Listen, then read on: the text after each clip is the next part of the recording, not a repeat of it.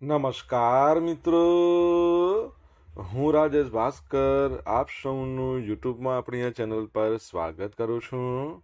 મિત્રો, આજે આપણે તારીખ 25 ડિસેમ્બર 2025ના કેટલાક મોસ્ટ ઇમ્પોર્ટન્ટ કરંટ અફેર અને અગાઉની પરીક્ષામાં પૂછાયેલા કેટલાક ઇમ્પોર્ટન્ટ પ્રશ્નો વિશે ડિટેલમાં ચર્ચા કરીશું, જે આપને આવનારી પરીક્ષા માટે ખૂબ જ ઉપયોગી સાબિત થશે.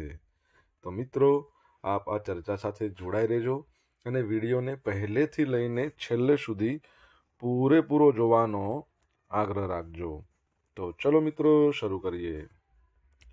શરૂઆત કરતા પહેલા જણાવી દઉં કે જો તમારે આપણી આ યુટ્યુબ ચેનલને સબસ્ક્રાઇબ કરવાનું બાકી હોય તો ચેનલને સબસ્ક્રાઇબ કરજો, નોટિફિકેશન બેલ આઇકોનને પ્રેસ કરીને.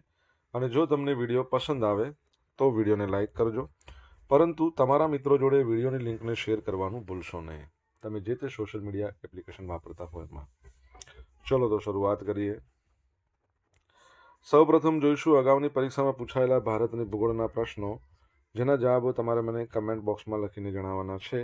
અને વિડીયોના લાસ્ટમાં જ્યારે હું તમને આ દરેક પ્રશ્નના જવાબ જણાવું ત્યારે તમારે ચેક કરવાનું છે કે તમે આપેલા પ્રશ્નોના જવાબમાંથી કેટલા પ્રશ્નોના જવાબ સાચા છે, અને જેટલા પણ પ્રશ્નોના જવાબ સાચા હોય એનો આંકડો તમારે કમેન્ટમાં લખવાનો કે 10માંથી આટલા સાચા. ડેઇલી જીકે ટેસ્ટમાં આપણે રોજ 10 પ્રશ્નો પૂછે છે, એમાંથી 5 પ્રશ્નો તો ભારતની ભૂગોળના હોય છે. બાકીના જે 5 પ્રશ્નો છે એ શું છે? ગુજરાતના ઇતિહાસના છે. તો તમે તમારા આન્સર આપો નીચે કમેન્ટ બોક્સમાં, અને હું આજના કરંટ અફેરનો પ્રથમ પ્રશ્ન છે એની શરૂઆત કરું છું. પ્રથમ પ્રશ્ન છે કે અમદાવાદ શહેર માટે પ્રથમ મેક ઇન ઇન્ડિયા મેટ્રો ટ્રેનનું લોન્ચિંગ કોણે કર્યું? તો જવાબ આવશે આપણા ગુજરાતના જે મુખ્યમંત્રી છે શ્રી ભૂપેન્દ્રભાઈ પટેલ, એમના દ્વારા લોન્ચિંગ કરવામાં આવ્યું છે. તો મુખ્યમંત્રી ભૂપેન્દ્ર પટેલે અમદાવાદ શહેર માટે સ્વદેશી રીતે નિર્મિત પ્રથમ મેક ઇન ઇન્ડિયા મેટ્રો ટ્રેનનું લોન્ચિંગ કર્યું છે. અમદાવાદ મેટ્રો ટ્રેનની વિશેષતાની વાત કરીએ તો એનું નિર્માણ છે ને કોલકાતા સ્થિત ટીટાગઢ રેલ સિસ્ટમ છે એના દ્વારા તૈયાર કરવામાં આવી છે, જે વડાપ્રધાન નરેન્દ્ર મોદીના આત્મનિર્ભર ભારત આ વિઝન છે એને વેગ આપે છે.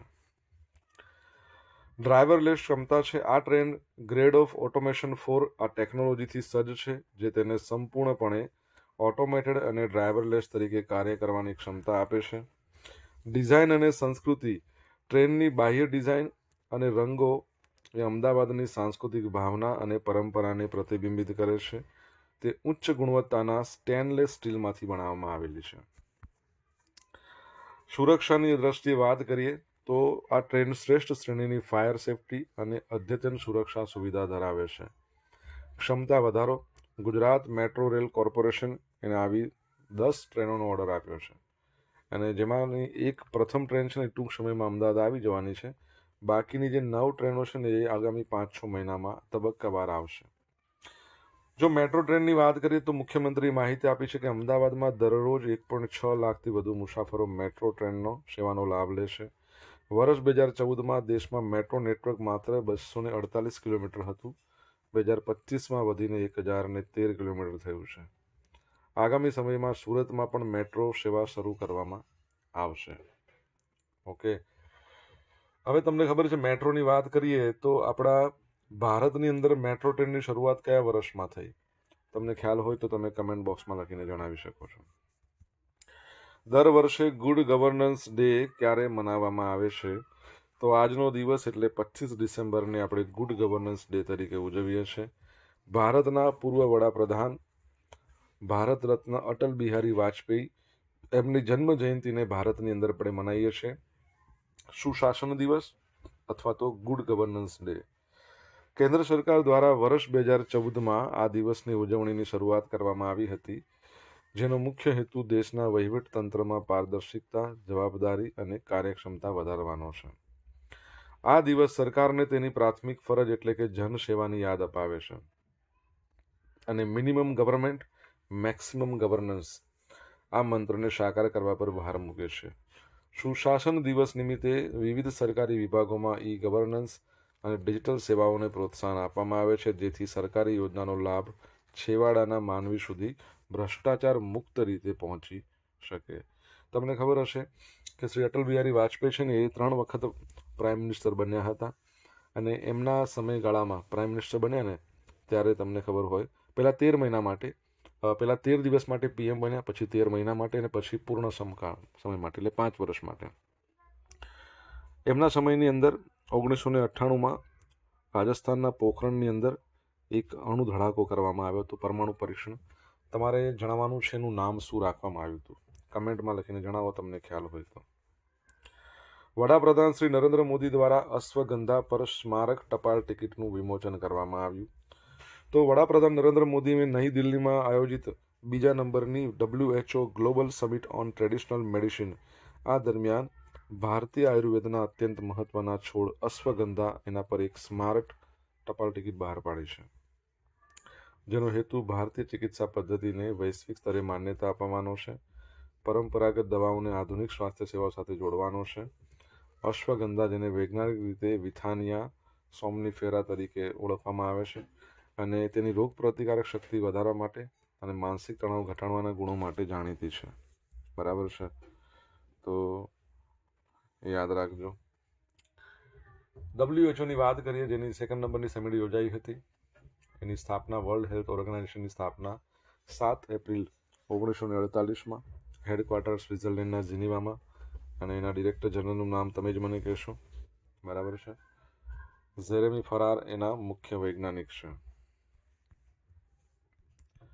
મિત્રો, વિડીયો પસંદ આવ્યો હોય, ભણવાની મજા આવી હોય તો વિડીયોને એક લાઇક કરો, તમારા મિત્રો જોડે વિડીયોની લિંકને શેર કરો.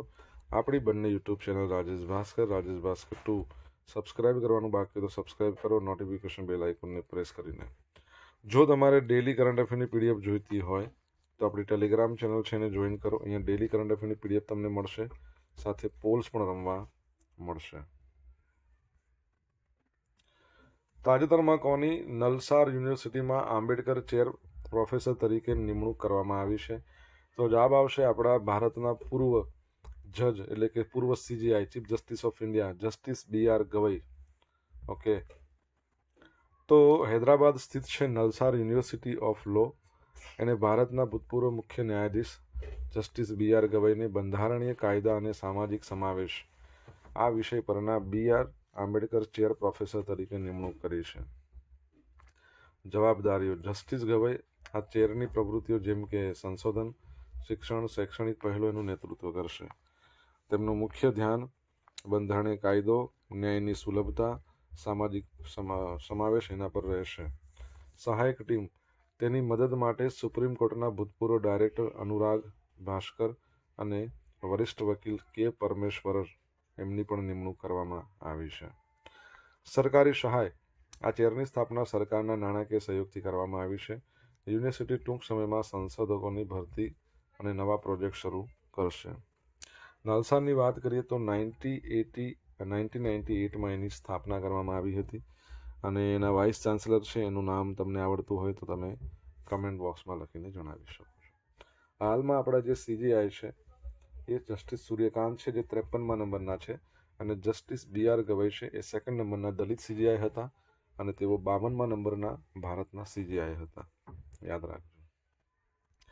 વિશ્વના કુલ મખના ઉત્પાદનમાં ભારતનો આશરે કેટલો હિસ્સો છે?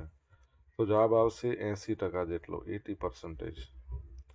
તો રાજ્યસભામાં આપવામાં આવેલી માહિતી મુજબ ભારત વિશ્વના કુલ મખના ઉત્પાદનમાં લગભગ 80% હિસ્સો ધરાવે છે. તેને વિશ્વનું સૌથી મોટું ઉત્પાદક બનાવે છે. બિહારનું પ્રભુત્વ: દેશના કુલ ઉત્પાદનમાં બિહાર રાજ્યનો ફાળો લગભગ 85% છે. બિહારના દરભંગા જિલ્લો મખનાની ખેતી અને પ્રોસેસિંગ માટેનું મુખ્ય કેન્દ્ર ગણાય છે. દરભંગાની વાત કરીએ તો ICAR Indian council of agriculture research, તમારા માટે પ્રશ્ન, એના અધ્યક્ષ કોણ છે? તો બિહારના દરભંગામાં ICAR national research centre on makhana આવેલું છે, અને તેને વન ડિસ્ટ્રિક્ટ વન પ્રોડક્ટ આ પહેલ હેઠળ આવરી લેવામાં આવ્યું છે. સરકારી પહેલ: જો આ વન ડિસ્ટ્રિક્ટ વન પ્રોડક્ટ આપણે જાપાનમાંથી લાવ્યા છે, યાદ રાખજો. નેશનલ મખના બોર્ડ: તમને ખ્યાલ હોય તો આપણે બજેટમાં, કેન્દ્ર બજેટમાં જણાવવામાં આવ્યું હતું કે બિહારમાં મખના બોર્ડ બનાવવામાં આવશે. તો નેશનલ મખના બોર્ડ મખનાના ઉત્પાદન, પ્રોસેસિંગ, નિકાસને વેગ આપવા માટે સરકારે 14 સપ્ટેમ્બર 2025ના રોજ, 14 સપ્ટેમ્બરને આપણે રાષ્ટ્રીય હિન્દી દિવસ કહીએ છીએ, નેશનલ મખના બોર્ડની સ્થાપના કરી હતી. બજેટ ફાળવણી મખનાના ક્ષેત્રના વિકાસ માટે 2025-26થી 2030-31 સુધી 6 વર્ષ માટે 476.03 કરોડ રૂપિયાની યોજનાની મંજૂરી આપી છે. હેતુ: આ યોજના દ્વારા રિસર્ચ, કૌશલ્ય વિકાસ, સ્કિલ ડેવલપમેન્ટ, બ્રાન્ડિંગ, નિકાસ વધારવાનો પ્રયાસ કરવામાં આવશે, જેથી ખેડૂતોની આવક છે ને વધી શકે. બરાબર, તો યાદ રાખજો. બિહારની અંદર આખા ભારતમાંથી 85% થાય છે અને ભારત આખા વિશ્વનું 80% મખનાનું ઉત્પાદન કરે છે. East Bengal FC South Asian football federation મહિલા ક્લબ ચેમ્પિયનશિપ જીતી લીધી છે. તો ઈસ્ટ બંગાળ એફસીએ નેપાળના કાઠમંડુમાં આવેલા દશરથ સ્ટેડિયમ ખાતે રમાયેલી ફાઇનલ મેચમાં યજમાન નેપાળ છે એની એપીએફ આર્મ્ડ ફોર્સિસ ટીમને 3-0થી હરાવી અને સાફ વિમન્સ ક્લબ ચેમ્પિયનશિપ 2025નું ટાઇટલ જીતી લીધું છે. આ સૌ પ્રથમ વખત યોજાયેલી ટુર્નામેન્ટ હતી અને આ ભવ્ય જીત સાથે ઈસ્ટ બંગાળ એફસી કોઈ પણ આંતરરાષ્ટ્રીય ટુર્નામેન્ટ જીતનારી ભારતની પ્રથમ મહિલા ફૂટબોલ ક્લબ બનીને ઇતિહાસ રચ્યો છે. એટલે આ યાદ રાખજો, આવું ક્યાંક પૂછી નાખે. એમ તો તમને ખબર હોય તો રિસન્ટલી આપણી ભારતીય મહિલા ક્રિકેટ ટીમ છે એ વર્લ્ડ કપ જીતીને લાવી, ઓડીઆઈ વર્લ્ડ કપ, અને પ્રથમ વખત યોજાયો હતો અંધ મહિલાઓ માટેનો વર્લ્ડ કપ ભારતમાં, એ પણ ભારતે જીતી લીધો છે. ભારતની ટીમે નેપાળને હરાવી હતી એમાં. અને ઓડીઆઈ વર્લ્ડ કપની વાત કરીએ એમાં આપણે સાઉથ આફ્રિકાને હરાવ્યું છે. બરાબર છે. ચલો આગળ વધીએ. સાઉથ એશિયન ફૂટબોલ ફેડરેશનની વાત કરીએ તો 1997માં એની સ્થાપના થઈ હતી. તમારે એનું હેડક્વાર્ટર કહેવાનું છે અને કાઝી સલાહુદ્દીન છે તેના પ્રેસિડેન્ટ છે. સોશિયલ મીડિયાના માધ્યમથી મારી સાથે તમે કનેક્ટ રહી શકો છો. ઇન્સ્ટા આઈડી છે આપણું rajesh.i.bhaskar, ફેસબુક આઈડી છે RI ભાસ્કર અને ટેલિગ્રામ ચેનલ છે આપણી રાજેશ ભાસ્કર નામની, જ્યાં તમને ડેલી કરંટ અફેરની પીડીએફ મળશે, રોજ તમને પોલ્સ પણ રમવા મળશે. જો ભણવાની મજા આવી હોય તો વિડીયોને લાઇક કરો, તમારા મિત્રો જોડે વિડીયોની લિંકને શેર કરો, ચેનલ સબસ્ક્રાઇબ કરવાની બાકી તો સબસ્ક્રાઇબ કરો, નોટિફિકેશન બેલ આઇકોનને પ્રેસ કરીને. મિશેલ બેન્ટહાઉસ અવકાશમાં જનાર પ્રથમ વ્હીલચેર બાઉન્ડ વ્યક્તિ બની ગયા છે. તેઓ કયા રોકેટ દ્વારા એમણે અવકાશ યાત્રા કરી? તો જવાબ આવશે ન્યૂ શેપર્ડ. કોના દ્વારા? ન્યૂ શેપર્ડ દ્વારા. તો જર્મનીના એરોસ્પેસ અને મેકાટ્રોનિક્સ એન્જિનિયર મિકાએલા બેન્થાસ, બરાબર છે, અવકાશની યાત્રા કરનાર વિશ્વની પ્રથમ વ્હીલચેર યુઝર બની છે. આપણે એકચ્યુઅલી અહીંયા મિકાએલા લખ્યું છે, ઓકે, મિશેલ આપણે યાદ રાખવાનું, અહીંયા લખવામાં મતલબ ભૂલ છે. મિશેલ અથવા મિશેલા, તમે જે પણ કહો, કેમ કે ઉચ્ચાર બધા અલગ અલગ થતા હોય છે. વર્ષ 2018ની વાત છે. એક માઉન્ટેન બાઇકિંગના અકસ્માતમાં કરોડરજ્જુની ઈજાને કારણે વ્હીલચેર પર હોવા છતાં એમણે પોતાનું મનોબળ અને અવકાશ વિજ્ઞાન પ્રત્યેની જે રુચિ હતી, જે પેશન હતું, એના જોડે સિદ્ધિ હાંસલ કરી છે. જેફ બેઝોસ છે ને, એમેઝોનના જે સ્થાપક, એમેઝોન કંપની ઈ કોમર્સ, તો એની જે સ્પેસ ટુરિઝમ કંપની છે, નામ છે બ્લુ ઓરિજન, એના ન્યૂ શેપર્ડ રોકેટ દ્વારા ટેક્સાસથી લોન્ચ કરવામાં આવી હતી. 10 મિનિટની સફર દરમિયાન એમણે કાર્મન લાઇન પૃથ્વીથી 100 કિલોમીટરની ઊંચાઈ ઓળંગી હતી, જેને અવકાશની આંતરરાષ્ટ્રીય સીમા માનવામાં આવે છે. હાલમાં યુરોપિયન સ્પેસ એજન્સીમાં કાર્યરત મિશેલ છે. એમણે આ મિશન પર જતા પહેલા પેરાબોલિક ઝીરો ગ્રેવિટી ફ્લાઇટ અને પોલેન્ડમાં એનાલોગ એસ્ટ્રોનોટ મિશનમાં કમાન્ડર તરીકેની સઘન તાલીમ મેળવી હતી, જે સાબિત કરે છે કે શારીરિક મર્યાદાઓ ક્યારેક મોટા સપનાઓને સાકાર કરવામાં અવરોધ બની શકતી નથી. એક વસ્તુ તમારા માટે છે, તમને ખ્યાલ છે, પ્રશ્ન છે, બ્લુ ઓરિઝન છે ને, એમણે થોડા સમય પહેલાં, આઈ થિંક આ વર્ષની શરૂઆતમાં કે આપણે એવું ભણ્યા હતા કે અમુક મહિલાઓને એક સાથે સ્પેસમાં લઈ ગઈ હતી. યાદ છે તમને? કેટલી મહિલાઓ, જેમાં કેટી પેરી હતા, જેફ બેઝોસના જે વખતે કહી શકીએ કે શું કહી શકાય, ફિયાન્સી હતા, અત્યારે મેં બી એમને મેરેજ કરીને રહેતા હોય. નામ તમે કેટલા આંકડો આપવાનો છે, કેટલી મહિલાઓ ગઈ હતી, આપણે ભણ્યા હતા. ભારત મલેશિયા સંયુક્ત સૈન્ય અભ્યાસ હરિમાવ શક્તિ 2025. તો સંરક્ષણ સંબંધોને મજબૂત કરવાના ઉદ્દેશ સાથે આયોજિત આજે સંયુક્ત સૈન્ય અભ્યાસ હરિમાવ શક્તિ 2025ની 5મી આવૃત્તિ કેટલામી? 5મી. રાજસ્થાનની મહાજન ફિલ્ડ ફાયરિંગ રેન્જ ખાતે સફળતાપૂર્વક સંપૂર્ણ થઈ ગઈ. 5થી લઈને 18 ડિસેમ્બર દરમિયાન યોજાઈ હતી. ભારતીય સેનાની ડોગરા રેજિમેન્ટ, રોયલ મલેશિયન આર્મીની 25મી બટાલિયન જવાનોએ આમાં ભાગ લીધો હતો. અભ્યાસનો મુખ્ય હેતુ સંયુક્ત રાષ્ટ્રના મેન્ડેટ હેઠળ આતંકવાદ વિરોધી કામગીરીમાં બંને સેનાઓ વચ્ચે તાલમેલ અને કાર્યક્ષમતા વધારવાનો હતો. તાલીમ દરમિયાન જવાનોએ કોર્ડન અને સર્ચ ઓપરેશન, હેલિકોપ્ટર ડ્રિલ્સ, આધુનિક ડ્રોન ટેકનોલોજીનો ઉપયોગ, આવી બધી જે મહત્વની યુદ્ધ પદ્ધતિનો અભ્યાસ કર્યો હતો. આ ઉપરાંત બંને દેશના સૈનિકોએ યોગ અને માર્શલ આર્ટ જેવી પ્રવૃત્તિઓ દ્વારા સાંસ્કૃતિક આદાન પ્રદાન કરી પરસ્પર વિશ્વાસ અને ભાઈચારો પણ મજબૂત કર્યો હતો. ઓકે,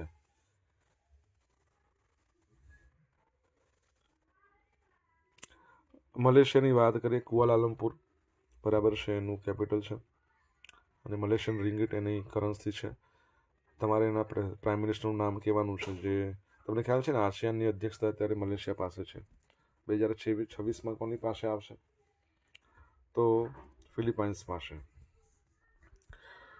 હવે જોઈશું અગાઉની પરીક્ષામાં પૂછાયેલા ભૂગોળના પ્રશ્નો. પહેલો પ્રશ્ન, લક્ષદ્વીપ ટાપુઓ ક્યાં આવેલા છે? તો અરબ સાગરમાં. જંગલની પેદાશ તરીકે કાથોને લાખ નીચે દર્શાવેલા રાજ્યો પૈકી કયા રાજ્યમાં પ્રાપ્ત થતી નથી? જમ્મુ કાશ્મીરમાં. નીચે દર્શાવેલા પાક અને તે ઉત્પાદન કરતા રાજ્યોના સંદર્ભમાં કયો વિકલ્પ સાચો નથી? તો આદુ છે, મધ્યપ્રદેશમાં સૌથી વધારે થાય છે. ભારતમાં નીચે દર્શાવેલા પર્વતમાળાઓ પૈકી સૌથી જૂની પર્વતમાળા કઈ છે? અરવલ્લી. અત્યારે બહુ ચર્ચામાં છે. સુપ્રીમ કોર્ટે તમને ખબર છે ને ચુકાદો આપ્યો છે કે 100 મીટર કરતાં નાની જે ટેકરીઓ છે બધી તોડી દેવાની છે. એટલે ચર્ચામાં છે, જોઈએ છે. આપણે એના વિશે ટોપિક લાવીશું. નીચે દર્શાવેલ પરમાણુ ઉર્જા કેન્દ્રો પૈકી સૌથી જૂનામાં જૂનું કયું છે? તારાપુર. હવે જોઈશું અગાઉની પરીક્ષામાં પૂછાયેલા ગુજરાતના ઇતિહાસના પ્રશ્નો. પહેલો પ્રશ્ન, કુરુક્ષેત્ર ક્યાં આવેલું છે? તો તમને ખબર છે હરિયાણામાં આવેલું છે. રિસેન્ટલી ગીતા મહોત્સવ યોજાયો હતો. સ્વતંત્ર ચળવળ વખતે ચલો દિલ્હીનો નારો કોણે આપ્યો હતો? નેતાજી સુભાષચંદ્ર બોઝ. તુમ મુझे ખૂન દો મેં तुम्हें આઝાદી દૂંગા, એ પણ એમણે કહ્યું હતું. ગાંધીજી આલ્ફ્રેડ હાઈસ્કૂલમાં ભણ્યા હતા. આ સ્કૂલ ક્યાં આવેલી છે? તો રાજકોટમાં આવેલી છે. હવે તો એમના નામ પર આ થઈ ગઈ છે, ગાંધીજીના નામ પર. રામ મનોહર લોહિયા કઈ રાજકીય પાર્ટીના નેતા હતા? તો સોશિયાલિસ્ટ પાર્ટી.